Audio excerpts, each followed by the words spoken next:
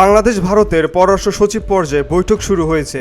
রাষ্ট্রীয় অতিথি ভবন পদ্মায় শুরু হওয়া বৈঠকে ভারতের পক্ষে নেতৃত্ব দিচ্ছেন দেশটির পররাষ্ট্র সচিব বিক্রম মিশ্রি। বাংলাদেশের নেতৃত্ব দিচ্ছেন পররাষ্ট্র সচিব মোহাম্মদ জসিমউদ্দিন। আজ সোমবার সকাল 10টার দিকে ভারতের পররাষ্ট্র সচিবের গাড়িবহর পদ্মায় প্রবেশ করে।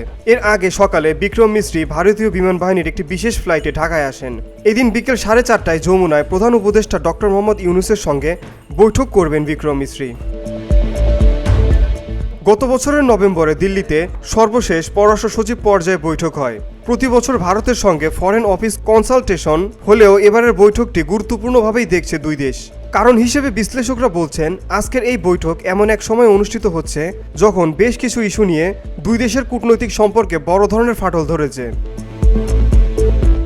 সফরে দুই দেশের দ্বিপক্ষীয় বিষয়গুলো পর্যালোচনার পাশাপাশি রাজনৈতিক বোঝাপড়া, ভারতীয় গণমাধ্যমের বাংলাদেশ বিরোধী অপপ্রচার, ভারতে বসে শেখ হাসিনার বক্তব্য, ভিসার জট খোলা, সীমান্ত হত্যা, অভিন্ন নদীর পানি বণ্টন, ভারত থেকে নিত্যপণ্য আমদানি এবং বাংলাদেশ থেকে দেশটিতে রপ্তানির নানা বাধা সরানো সহ বিভিন্ন বিষয় আলোচনা হতে পারে। আজ সোমবার রাতেই দিল্লি ফিরে যাওয়ার কথা রয়েছে ভারতের পররাষ্ট্র সচিবের। BOD Bangla news desk.